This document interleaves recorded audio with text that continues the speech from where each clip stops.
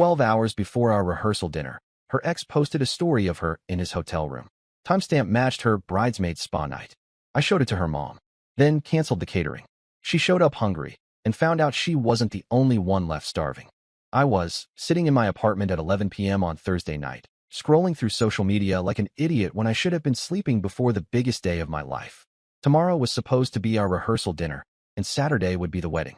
3 years of planning, $40,000 saved up, and 2 families flying in from different states to watch me marry Cassandra.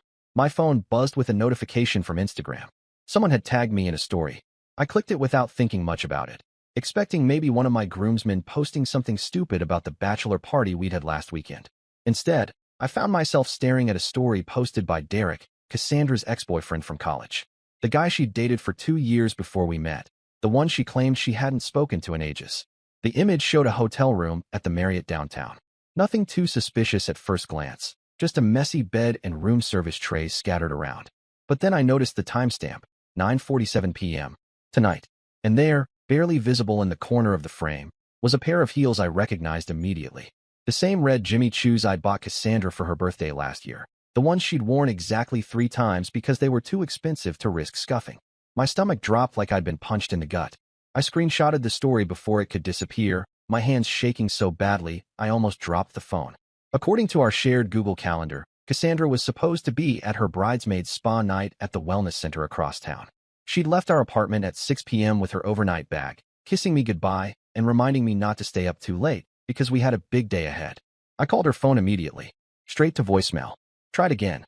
Same thing. My mind started racing through every possible explanation that didn't involve what I was thinking, but the evidence was right there on my screen. The timestamp matched perfectly with when she was supposed to be getting facials and drinking champagne with her girls. I threw on clothes and drove to the wellness center. The parking lot was mostly empty except for a few cars I didn't recognize. Through the large windows, I could see the spa was closed, completely dark inside. The sign by the door said they closed at 9 p.m. on weekdays. My heart was hammering so hard I could hear it in my ears. Next stop was the Marriott. I parked in the guest lot and walked through the lobby, trying to look casual while scanning for any sign of Cassandra. The elevator took forever to arrive, and when it did, a couple got off laughing and holding hands. The sight made me want to throw up. I didn't have Derek's room number, but I knew he was somewhere in this building. I wandered the halls for 20 minutes, listening at doors and feeling like a complete psychopath. Finally, on the 7th floor, I heard voices through a door at the end of the hallway. One of them was definitely Cassandra's laugh, the same one that had made me fall in love with her 3 years ago. I stood there for probably 10 minutes, just listening and trying to convince myself I was wrong. But then I heard Derek's voice clearly saying something about how he'd missed her, and I knew I wasn't imagining things. I took photos of the door number and the hallway, then got the hell out of there before I did something stupid. Back in my car, I sat in the parking lot staring at my phone.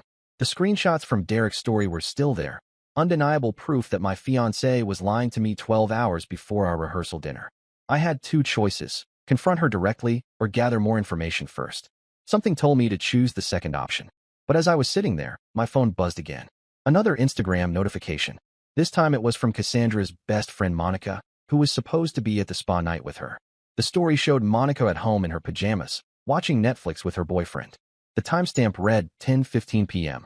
If Monica was home, who exactly was at this mythical spa night?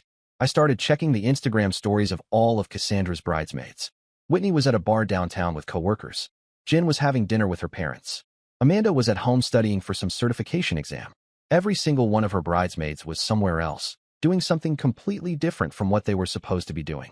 The spa night was completely fabricated. Not just an excuse for Cassandra to sneak off with Derek, but an elaborate lie that involved her entire bridal party covering for her. These women had looked me in the eye for months, talking about wedding plans and how excited they were for the big day, knowing the whole time that their best friend was cheating on me.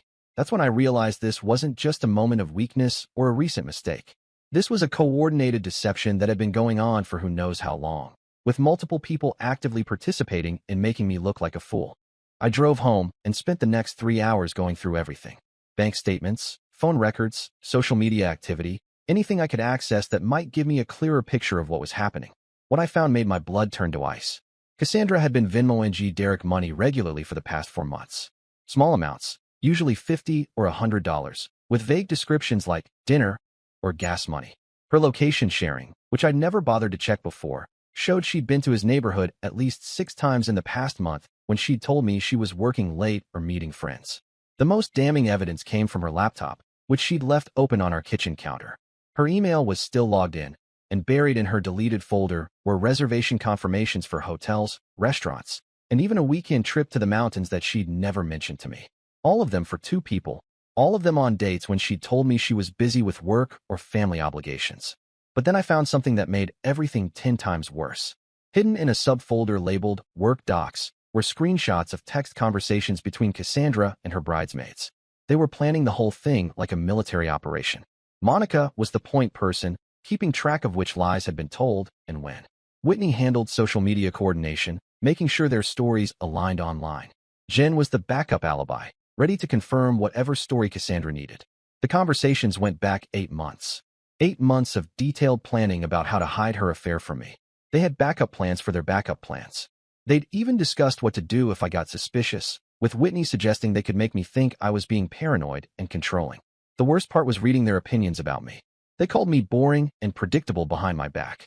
Monica joked that Derek was probably better in bed than I was. Whitney complained that I was too clingy and that Cassandra deserved some excitement in her life. These women had sat at my dinner table, accepted gifts for the wedding, and pretended to care about me while actively working to humiliate me. But the real kicker came when I found a group chat from 2 weeks ago where they were discussing the wedding itself. Cassandra had told them she was having second thoughts about marrying me, but didn't know how to get out of it without looking like the bad guy. Monica had suggested that maybe I would call off the wedding if I found out about Derek, solving her problem for her. They were trying to get me to discover the affair. The Instagram story, the obvious lies about the spa night, even Derek tagging me in his post. It was all designed to make me find out and be the one to end things, so Cassandra could play the victim and avoid taking responsibility for her choices. By 3 a.m., I had a complete timeline of not just her affair, but the systematic campaign to manipulate and humiliate me. This wasn't just cheating. This was psychological warfare conducted by someone I trusted with my heart and a group of women I considered friends. I should have been furious, but instead I felt completely empty, like someone had scooped out my insides and left me hollow. 3 years of my life, all the plans we'd made, the apartment we'd decorated together, the dog we'd adopted, all of it built on lies and coordinated deception. But then something else kicked in. If they wanted to play games, I was about to show them what a real strategy looked like. I started making calls. First, I called my brother Kevin, who was supposed to be my best man, told him everything, and asked him to help me cancel the wedding vendors. Kevin was a cybersecurity expert, and when I showed him the evidence, he had some interesting ideas about what we could do with it. Kevin pointed out that several of the bridesmaids were in relationships with men who didn't know about their involvement in covering up the affair. Whitney's boyfriend Austin was actually a mutual friend of ours from college. Jen was engaged to a guy named Marcus who'd specifically asked me to be a groomsman in their wedding next year. These women had put their own relationships at risk to help Cassandra cheat on me. We spent the next hour documenting everything and creating a comprehensive file of evidence. Screenshots, bank records, location data, the group chat messages. Kevin suggested we create a private website where everything could be viewed chronologically, like a timeline of deception. It was brutal and thorough and absolutely devastating. But Kevin had an even better idea. Instead of just exposing what had happened, we could turn their own strategy against them. Let them show up to the rehearsal dinner expecting me to be the devastated victim who'd canceled everything in emotional turmoil. Instead, they'd find me calm, prepared, and holding all the cards. By sunrise, we'd contacted most of the wedding vendors. The caterer Helen was incredibly understanding and offered to provide a different kind of meal for anyone who wanted to come and support me. The photographer agreed to document the real rehearsal dinner, the one where truth was served instead of lies. Even the DJ offered to provide sound equipment so everyone could hear what I had to say. The venue was the biggest surprise. When I explained the situation to the manager, a woman named Gloria who'd worked there for 20 years, she got personally invested in helping me. She'd seen plenty of wedding drama over the years, but nothing quite like this level of coordinated deception. Gloria offered to help set up a presentation area and even suggested we record everything for legal purposes. By 7 a.m., we'd transformed the canceled wedding into something else entirely. Not a celebration of love, but an unveiling of truth. And the best part was that Cassandra and her accomplices had no idea what was coming. I met with my parents and Kevin at 8 a.m. at a coffee shop near the airport. They'd flown in from Colorado, expecting to celebrate their son's upcoming marriage.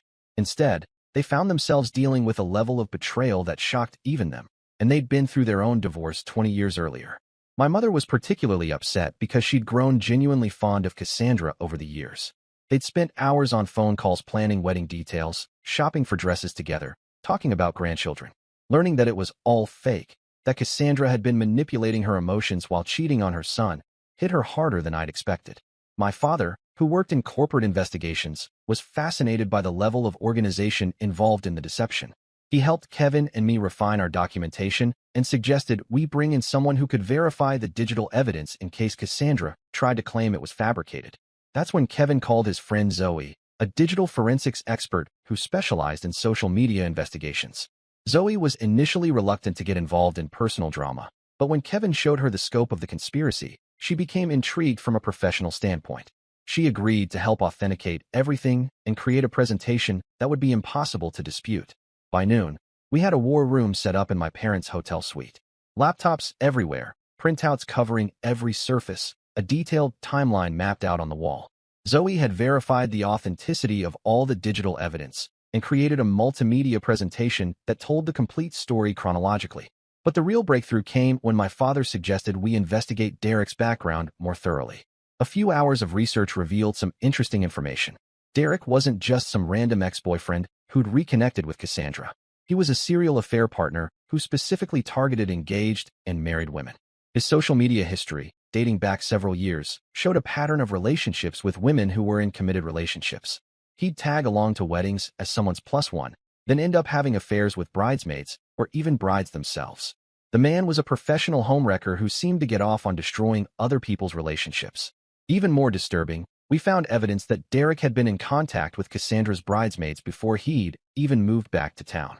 Monica had been following him on Instagram for over a year, and there were old comments suggesting they'd been planning his return and reintroduction to Cassandra's life. This wasn't a spontaneous rekindling of old feelings. This was a calculated seduction campaign orchestrated by Derek with the active cooperation of women I trusted. They'd spent months planning how to break up my relationship and had been documenting their progress like it was some kind of game. Kevin found the smoking gun in Derek's tagged photos. There were pictures of him at a bar with Monica and Whitney from 6 months ago, weeks before he'd supposedly, randomly, run into Cassandra at the coffee shop where their affair allegedly began. The women had been recruiting him to seduce my fiancée. By 3 p.m., we had the complete picture. This wasn't just an affair or even a conspiracy to cover up an affair. This was a coordinated campaign to destroy my relationship, orchestrated by Derek and enabled by women who were supposed to be my friends. They'd been planning it for months, documenting their progress, and treating my heartbreak like entertainment. The venue manager Gloria called to let me know everything was set up for the evening. She'd arranged the room differently than planned, with a small stage area where I could present everything, and seating arranged so everyone could see clearly. She'd also arranged for discreet security in case things got heated. Helen, the caterer, had prepared a menu she called just desserts, comfort food for people dealing with betrayal.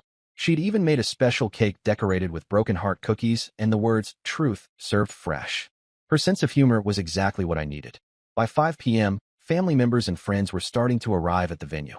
Kevin had reached out to everyone on both guest lists, explaining the basic situation and inviting them to come support me if they wanted to.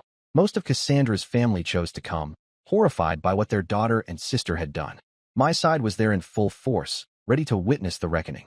But the best surprise was Austin and Marcus showing up.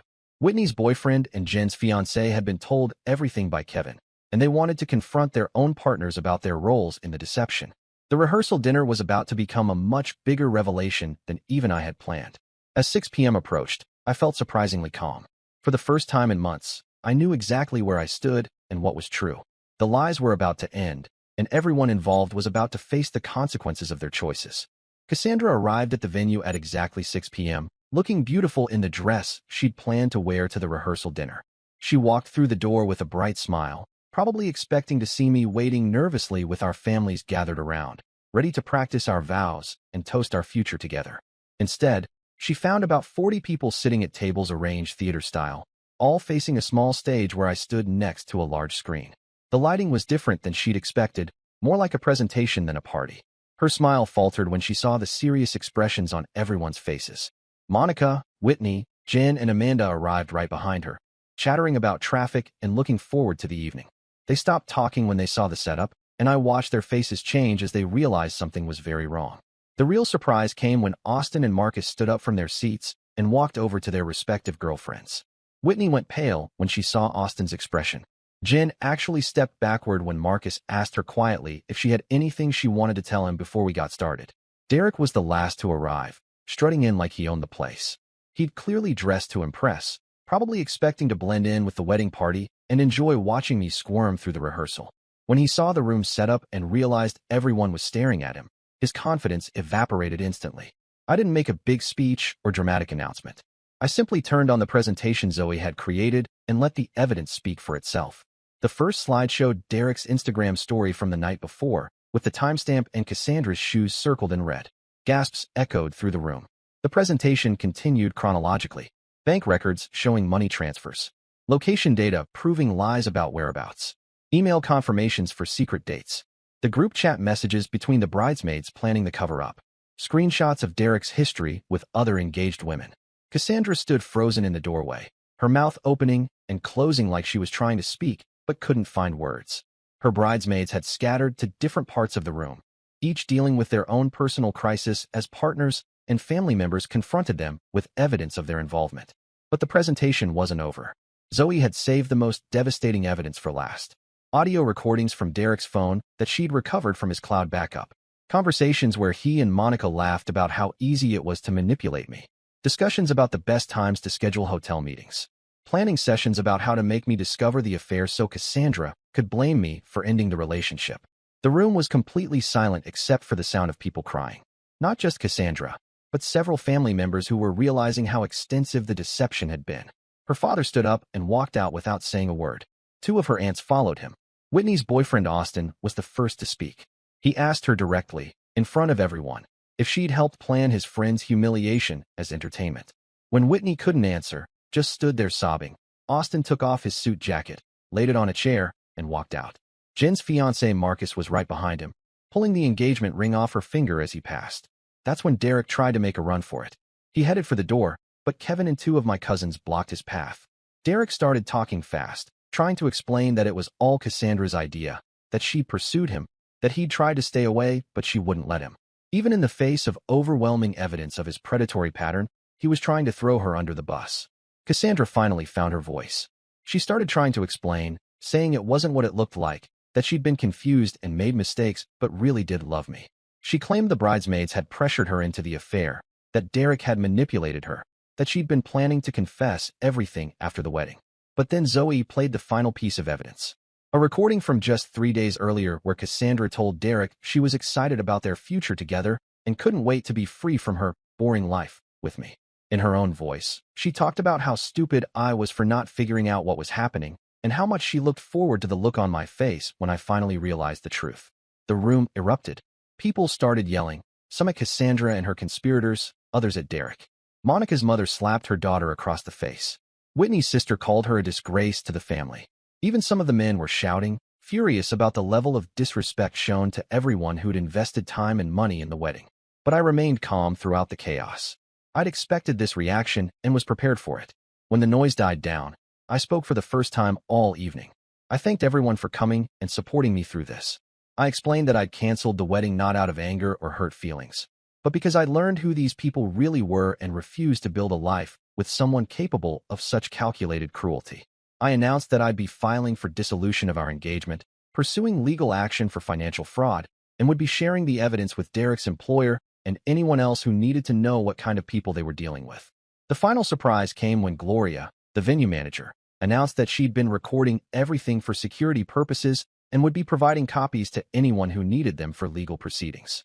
Several people, including Austin and Marcus, requested copies immediately. By 8 p.m., the room had mostly cleared out. The conspirators had fled in different directions, probably to begin damage control on their own relationships and reputations. Family members and friends lingered to offer support and express their shock at what they'd witnessed. Helen the caterer packed up extra food for me to take home, refusing payment and thanking me for letting her be part of the most satisfying dinner service of her career. Zoe gave me copies of all the evidence and her contact information in case I needed expert testimony for any legal proceedings. As I was leaving, Patricia, Cassandra's mother, approached me with tears in her eyes. She apologized profusely for her daughter's behavior and handed me an envelope. Inside was a check for the money she'd spent on her dress and travel expenses, along with a note saying she was ashamed to be related to someone capable of such cruelty. 1 year later, I'm living in a house I bought with the money I saved by not having a wedding. The legal proceedings were surprisingly straightforward since all the evidence was documented and verified. Cassandra's lawyer advised her not to contest anything, knowing they'd lose badly if it went to court. Derek not only lost his job, but was blacklisted from his entire industry when his pattern of targeting engaged women became public knowledge. The recordings and evidence were shared widely in professional circles, effectively ending his career in finance. He moved across the country and, last I heard, was working in retail, still trying to rebuild his reputation. Cassandra moved back to Arizona to stay with her mother, but that relationship remained strained. Patricia told my mother that she's still struggling to understand how she raised someone capable of such elaborate deception. Cassandra has been in therapy, but apparently spends most sessions trying to justify her actions rather than taking responsibility for them. The bridesmaids faced their own consequences. Monica was dumped by her boyfriend of 3 years when he learned about her role in planning the affair. Whitney lost Austin and was ostracized by their entire friend group. Jen's engagement ended permanently, and Marcus shared the evidence with their mutual friends to explain why. Amanda, who had the smallest role in the conspiracy, managed to salvage her relationship but had to undergo couples counseling and rebuild trust from scratch. Kevin ended up meeting someone at a coffee shop the week after the canceled wedding, a woman named Taylor who heard the story and was impressed by how we'd handled the situation. They're married now, and I was Kevin's best man at a wedding where nobody was secretly planning anyone's downfall. The venue manager, Gloria, and I became friends after everything. She introduced me to her book club, which led to me meeting my current girlfriend, Sarah, a divorce attorney who appreciates a man who documents everything thoroughly. We've been together for 8 months now, taking things slow and building trust carefully. Helen the caterer became something of a local celebrity after word spread about the truth served fresh dinner. She started offering a special service for people dealing with infidelity, providing support meals, and even hosting small gatherings for those who need to confront cheating partners. Her business doubled in the first year after our event. The story became something of a legend in our social circles.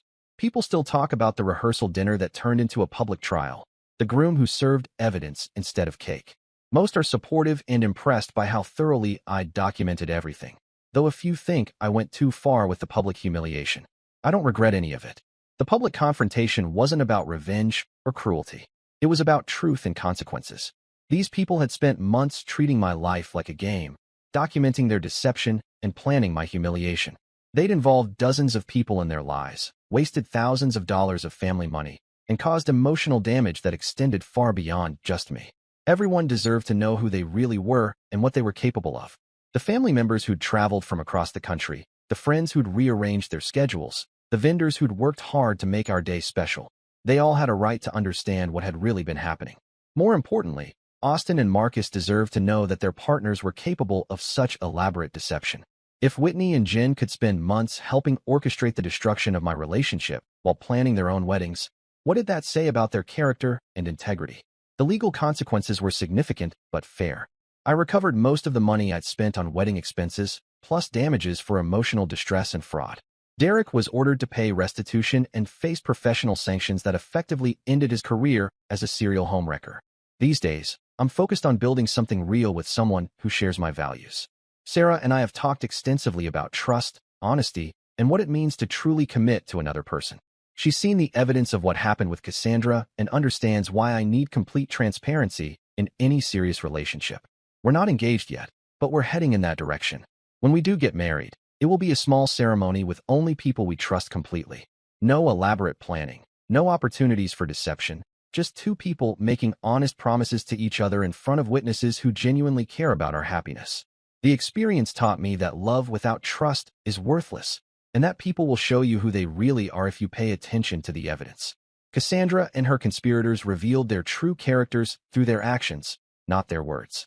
They chose deception over honesty, cruelty over kindness, and manipulation over genuine connection. I'm grateful now that Derek tagged me in that Instagram story. Without that moment of carelessness, I might have married someone who saw me as boring and predictable, someone who planned my humiliation as entertainment. I might have spent years wondering why my wife was distant, why her friends seemed to smirk when they looked at me, why I felt like I was missing some inside joke that everyone else understood. Instead, I got to see the truth 12 hours before legally binding myself to someone who didn't deserve my trust or love. 12 hours before the rehearsal dinner was painful timing, but it could have been 12 years into a marriage with children involved. The broken engagement was the best thing that ever happened to me, even though it didn't feel that way at the time. It freed me from a life of lies and opened the door to finding someone who actually values honesty and loyalty. Sometimes the worst betrayals lead to the best outcomes, and sometimes the people who hurt you the most end up doing you the biggest favor of your life. But next time someone tags me in an Instagram story, I'm definitely looking more carefully at what's in the background. And that's the story. If you're still here, that means you're one of us. So go ahead, hit that subscribe button. I drop new chaos every single day, and trust me, tomorrow's story, it's even worse than this one.